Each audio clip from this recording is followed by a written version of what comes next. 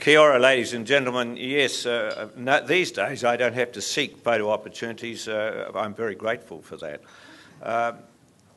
I spent last night with 2 hours at the Tawa Community Board, and that was a really interesting discussion about the nature of local democracy.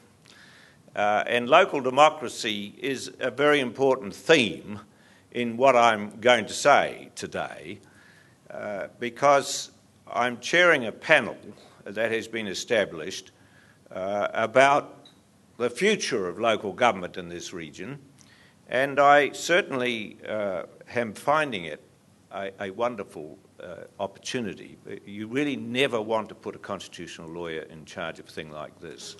I mean, it really will have consequences. The inquiry that we're on comprises Sue Driver, Wirra Gardner, Brian Jackson and myself. And the balance of skills there is really very interesting. Sue Driver was formerly a member of the Wellington City Council and of the Wellington Regional Council, but no longer, and she's something of an expert in what I call public engagement, and that has been a very useful skill for our inquiry.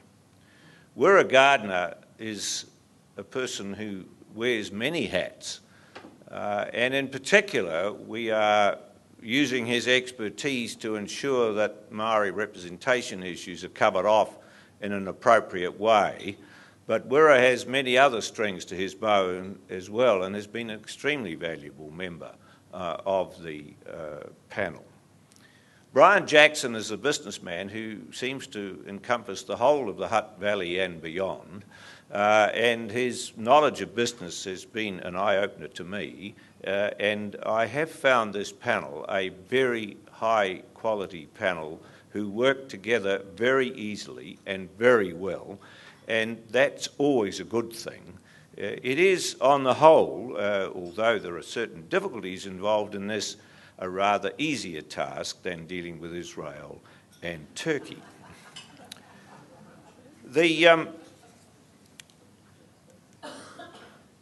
This panel was set up by the Greater Wellington Regional Council and the Pororua City Council.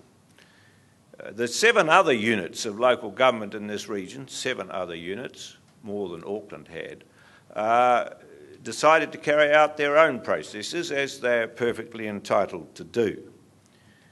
The only thing I would say about that is this, that it seems to me that if you're going to get an outcome that is satisfactory, it will be at some point necessary to have these units come together and try and form a united view.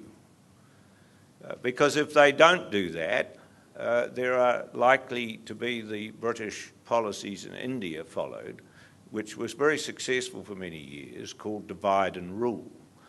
And that would run the risk of this region being not able to optimise its opportunities.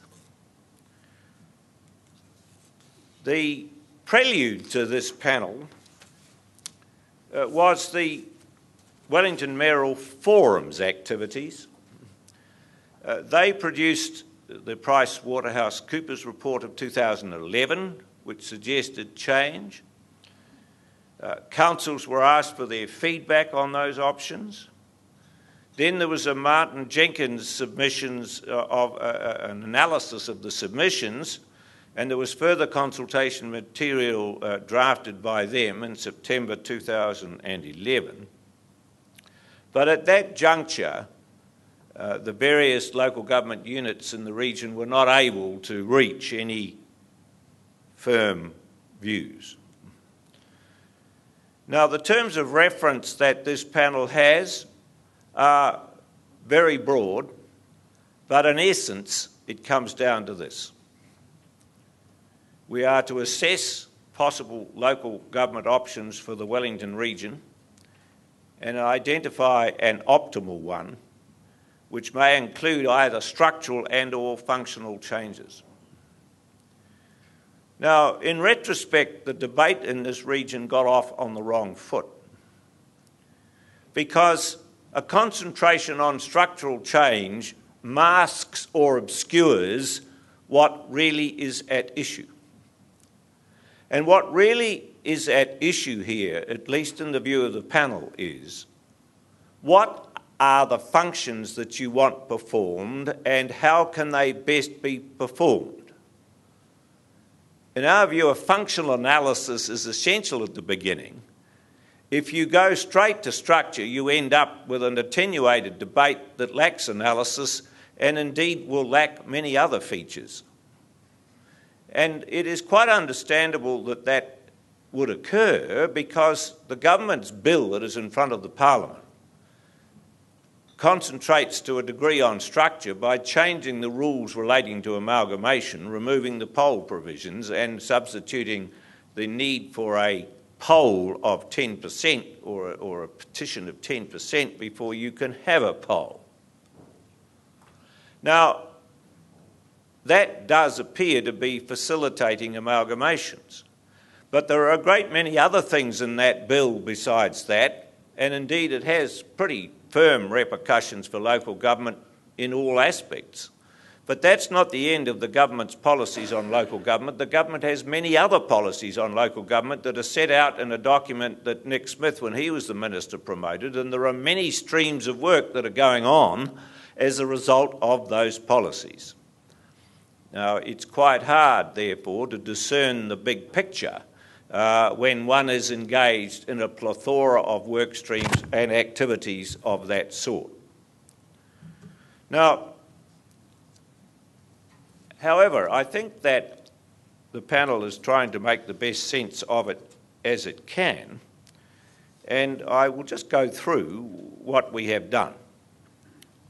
We published and distributed an 84-page issues paper on July the 19th, which endeavours to contextualise the issues that we're looking at and try and frame the issues on which we want submissions.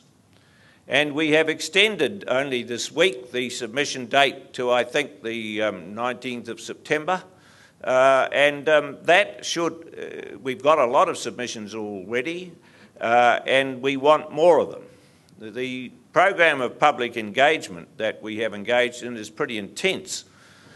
And it's very valuable because one learns a lot in the course of consultations. We've modelled the consultation process on the process I used in the Law Commission for doing the sale of liquor consultations, where we held 50 public meetings around New Zealand. But, of course, the region is much smaller than that, but we visited Auckland twice. We've talked to many of the people involved in the changes there, and we've researched those changes fairly vigorously. We've talked to the chair of the Royal Commission. We've talked to a lot of people who are the decision makers there. We've talked to councillors. We've talked to the mayor. We've talked to people who are engaged in senior advisory positions. We've talked to board chairs about their positions. We've visited all councils here. We are. We've only got one more to go, and we're doing that this week. That's Hutt City. And we're holding, we've had 2 discussions with Kapiti now. We've been to see all the others. We're holding public meetings, and we're taking submissions. It is really important, it seems to us, in a position of the sort we're in, to get as much grip on the practical situation on the ground as we can get. Now, we will report by the 31st of October. That report will be made public. What will happen then is not up to us. We will be writing a report of a sort that a Royal Commission or a Law Commission would write, setting out in an analytical way what the options are and what we recommend. Now, the question you have to ask about all this is, what is driving change? There are some factors driving change. If you examine the situation in Auckland, It resembles nothing so much as a return to provincial government as it existed in New Zealand prior to 1876. You really have got a very powerful political unit in Auckland City, and it's a big unit. And it is, in constitutional terms, a definite rival to the central government. And that is, I think, an important development because it changes the distribution of public power in New Zealand. And that has implications for other parts of New Zealand. To the south, we have Christchurch, which is going to be in receipt in the years to come of a vast amount of money to overcome the catastrophes that have struck them through earthquake. That is going to have a big economic impact as well. The economic effects on the Wellington region seem to me to be quite dire from all of that. You have Auckland that is functioning effectively, which for many years it did not. In my experience in legal practice, there was a great deal of agitation, if I can use that term as a neutral term, between the various units of local government in Auckland, who had a great deal of difficulty on agreeing on very much. That competitive element has been removed because, as when the Royal Commission was set up, it was thought that if Auckland didn't succeed, New Zealand wouldn't succeed in economic terms. And there's a great deal of wisdom in that remark. It does seem to me now that the developments in Auckland are such that Auckland is going to succeed. But Auckland isn't Wellington, and one has to look and see what lessons can be learnt from the Auckland experience before one arrives at a conclusion about what it means for people who live here. Now, the other driver of Auckland is one driver of change because it's changed the pattern of local government in New Zealand. Changed it fundamentally, constitutionally, and I think people haven't really got a grasp of that yet. It is going to have profound implications. But the Local Government Act 2002 Amendment Bill brings over to local government some features of the Auckland model, such as the stronger mayor model. It implements a number of government decisions to improve the operation of local government in New Zealand, and as I said before, it facilitates amalgamations. But from the panel's point of view, it's got defects, because the patterns that we are looking at recommending don't fall within the Local Government Act 2002, nor do they fall within the scope of the Amendment Bill. The optimal pattern for Wellington, as we are beginning to conceive it, requires a new legislative vehicle altogether. And that is not available. So we will be recommending what we think is the best solution to a number of problems in the Wellington region. But we will not be making proposals of a particularly finite sort about structural amalgamations. There will be structural amalgamations in this region. I think that it's clear that the Wairarapa are well advanced in considering their own position there. We've had a lot of discussions up there, and I think they're going to arrive at a solution where they will merge 3 of their local authorities into one. And I think that would be a good thing to occur.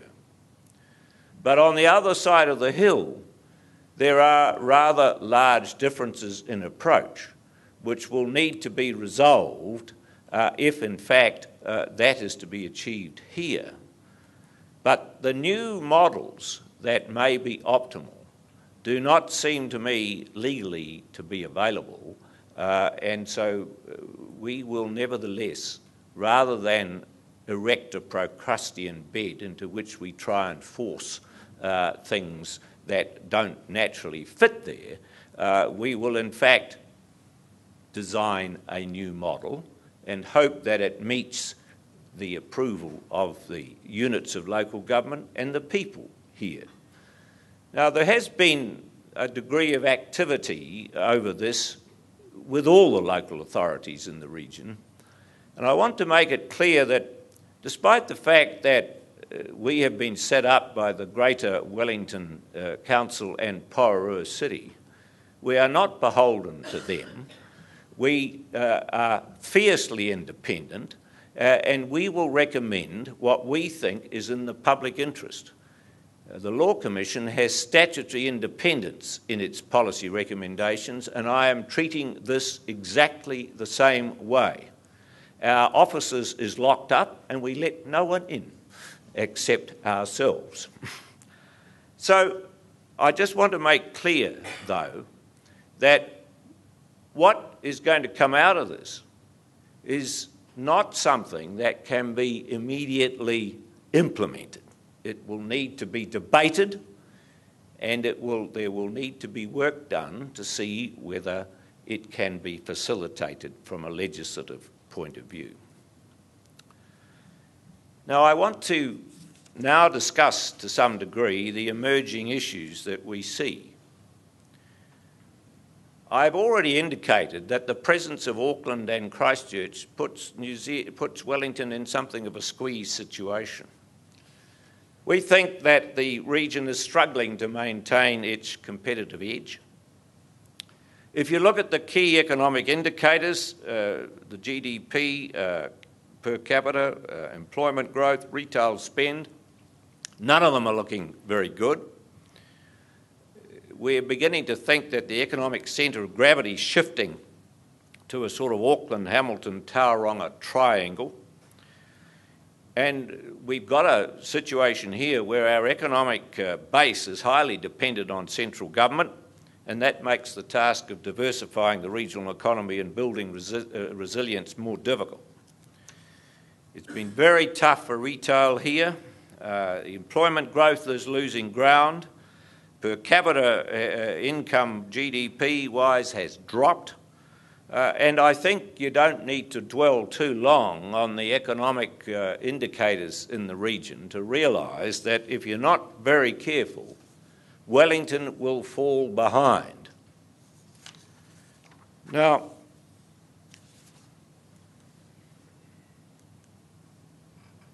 the planning question. City regions do have to be able to plan effectively to respond to strategic challenges. That's about the ability and the capacity of organisations who carry that out. There is, the panel thinks, a need for joined-up thinking, and that covers the areas of urban strategy, infrastructure planning, and in many ways the job of local government can be divided into two broad categories. One, the provision of infrastructure. I just had a holiday in Germany. My word, they have infrastructure there. And it probably assists their economy enormously. And we have, I think, what one might call an infrastructure deficit in many parts of New Zealand. But the other thing is that we have examined in Auckland the spatial planning that they have done. It's a visionary concept. It's a very important development. And it seems very clear to us that that would be desirable here. There is also the question of scale. Different responses are required for different scales.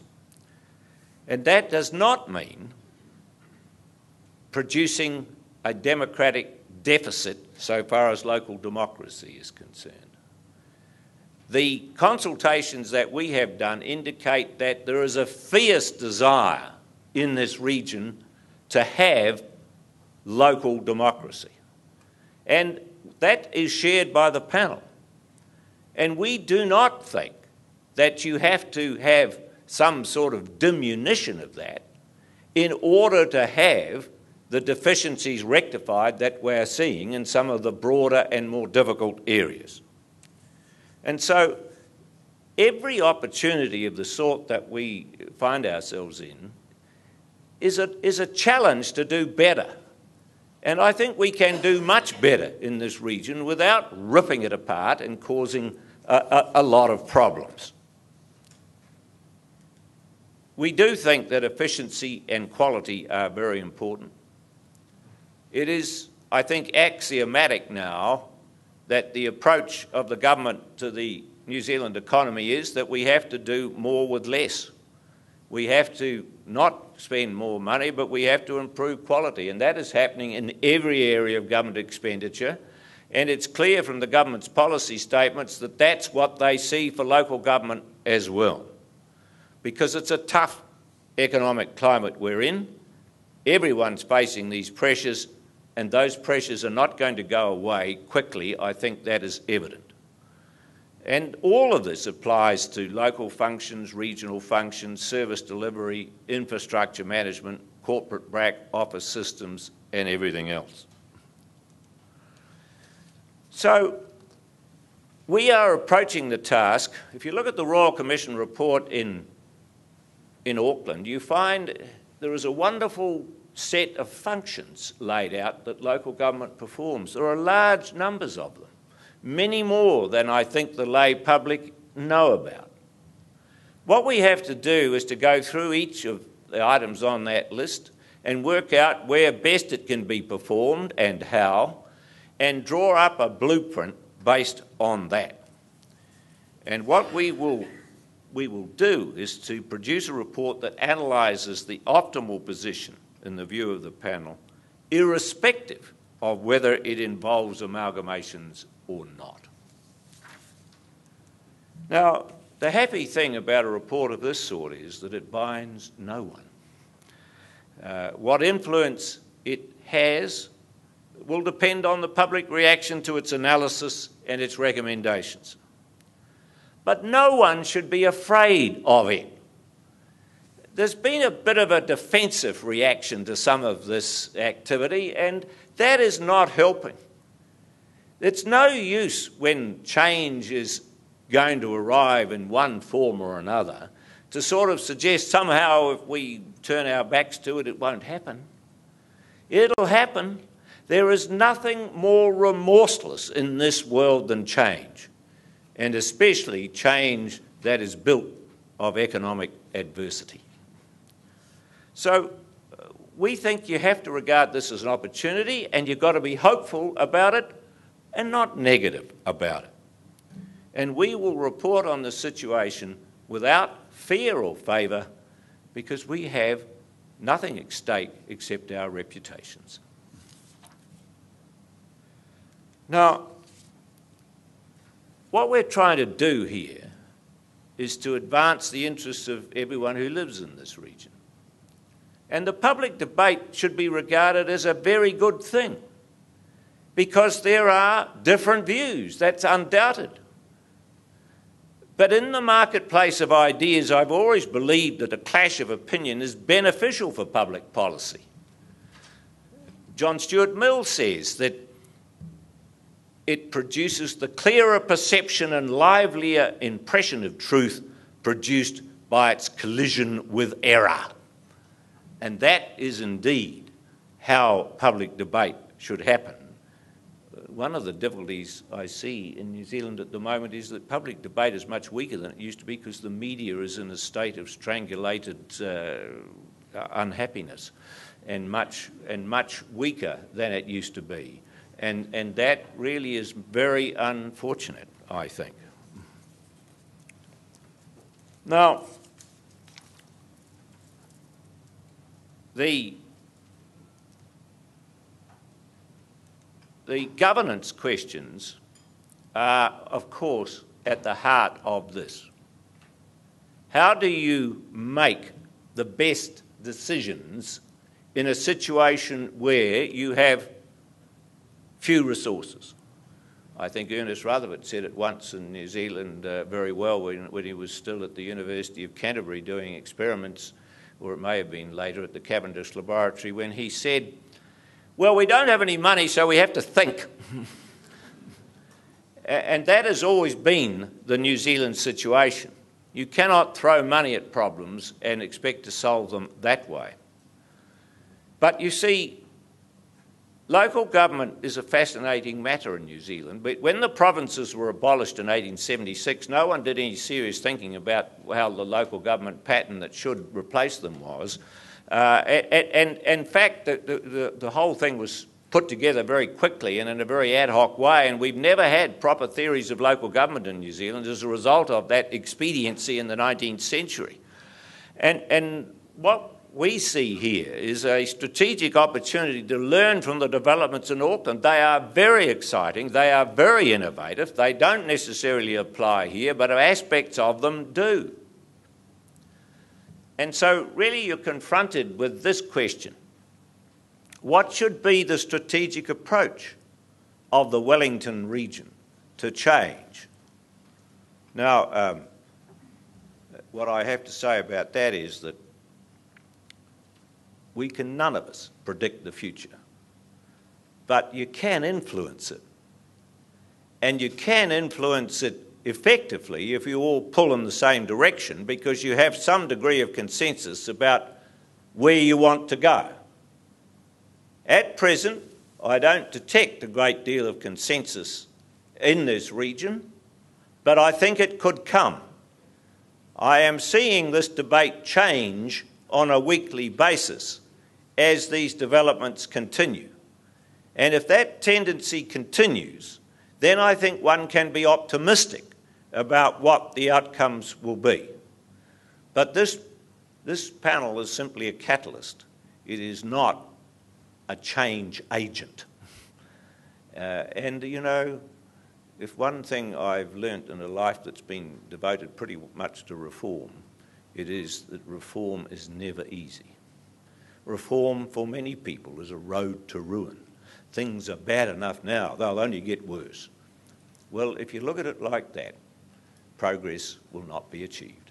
Thank you so much.